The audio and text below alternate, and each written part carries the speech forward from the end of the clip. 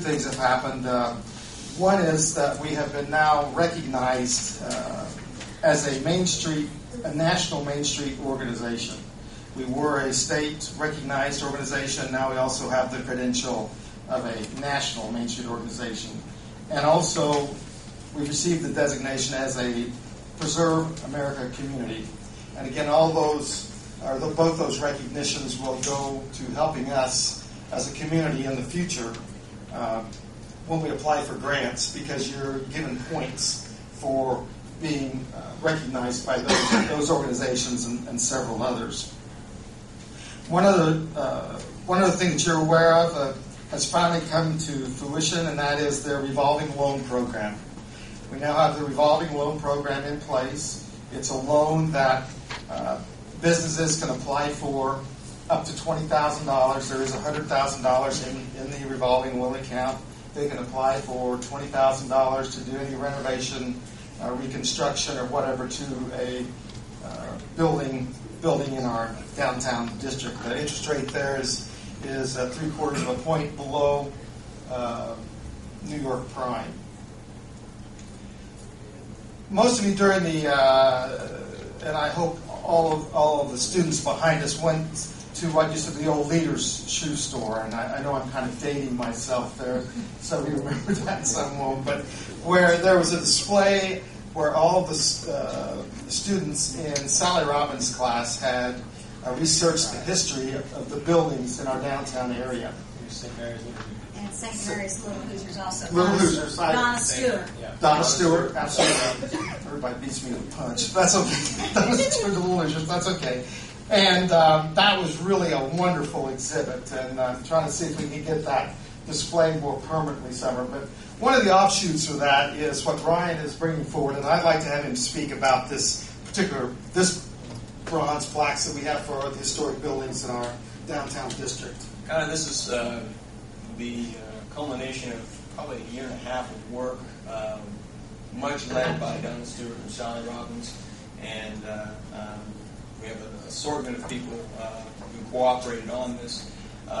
As you said, the kids did research every building in the immediate downtown as to what it was, the type of architecture, and then the other little tidbits.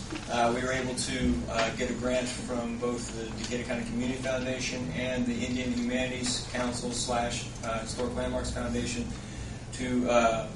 We have 17 plaques. We'll probably wind up with about 22. We have 5 more in the process. But we're going to have those mounted on the exterior of each building, so as people walk around the downtown, they'll get a little bit better sense of the history of the downtown and what was there previously. We hope to eventually be able to do those for all the buildings downtown in a block in each direction, just so it's almost kind of a walking tour, so to speak, as people walk around the downtown to really showcase what makes Greensburg special.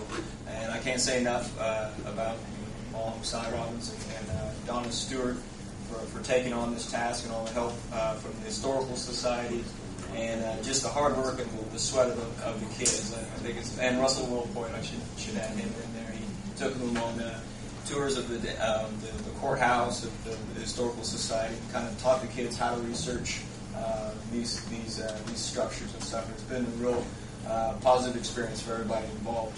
And yes, it is real bronze and pretty heavy, so that was good cooperation all around. Thank you, Brian. Yeah, I think it's good to discharge the community because it does give the history of our buildings.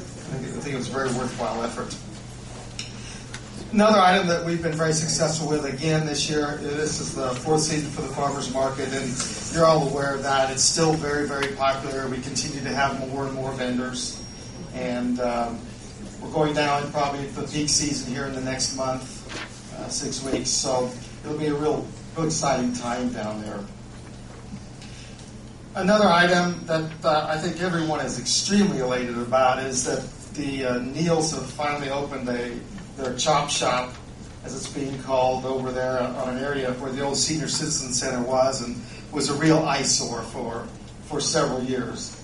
And now there's a new business there and new buildings, and it's really going to be a little thriving area downtown. If haven't had an opportunity yet to go in there, it's really worthwhile. I think the Neils have done a really good job there. One thing also that we had shared with the council and the mayor and with the county in the past, that we would try to host some events to raise funds so we could support ourselves and not be so dependent on the monies that we're asking you for. And we had a really good event we thought put together for last summer in 2008. Because of some logistics problems and funding problems at the time, we weren't able to do it. But over the winter, one of our board members, Teresa, decided to have a non-event fundraiser. And Mayor, I know you like that. It really, what it was there was nothing to attend, nothing to go to. All you guys will notice it's, you could order what you wanted. I can't remember everything that was on the little menu, and to come and enjoy yourself. But you didn't have to go anywhere. You didn't have to do anything. You just wrote a check and went right into the thing. So it was really a novel idea, and it worked fairly well. The mayor knows that, the council doesn't, but we raised about $4,133 doing that.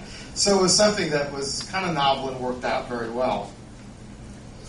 One thing that's very important to us, and I'll conclude with this, is that as we're all aware, there have been two organizations in our community working together for the improvement of our downtown.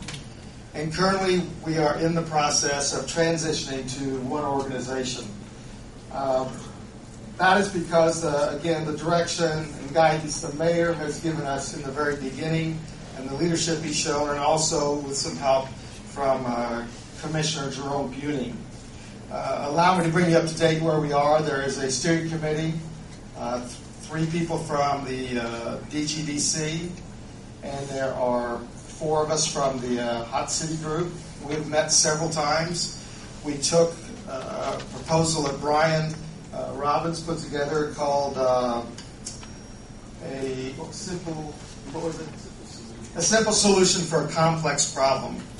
And with that document, we worked for several meetings to come up where everyone was in agreement with what that document said, and it was really kind of the beginning or the foundation of where we are today. Then, when we all approved that, the next step then was to go to start drawing up bylaws, and that's where we currently are today. My responsibility is to draw up the bylaws for the actual organizational structure of what I think will be called Main Street Greensburg, because we recognize that at a national level and at the state level and in many other areas also. And we'll probably use that name, although it's not cast in stone. But I personally am very pleased with the cooperation that we have all had. I know the mayor sat in, I think, on our initial meeting along with Jerome, and since then we've had a really good working relationship with our other group downtown, and I think that we will get this transition done where there is one organization representing downtown. It's probably at the meeting at the bylaws written, Mr. Mayor, but I'm about halfway through them, and giving you a slight excuse as a farmer, I've been kind of busy the last couple of months, so I haven't really gotten them completed. But we would like to ask you with your generosity, to support us again at the $30,000 level that you have in the past, and to keep us going. Mentioned a few seconds ago when I first got up here about the defibrillator and the part of the Tree City area. Well, our bank account now is down to $4,588.52. So we really are getting down to the bottom of the barrel. One thing I want to emphasize here with our request to you for this is that money is going to be used to continue to better the community and to keep a lot of activities that we currently have alive until we can transition into one group. The money is not going anywhere. It's not going to be misspent. When the two groups transition to one, that money will go right in with that group, and that will be the will kind of be the seed money for that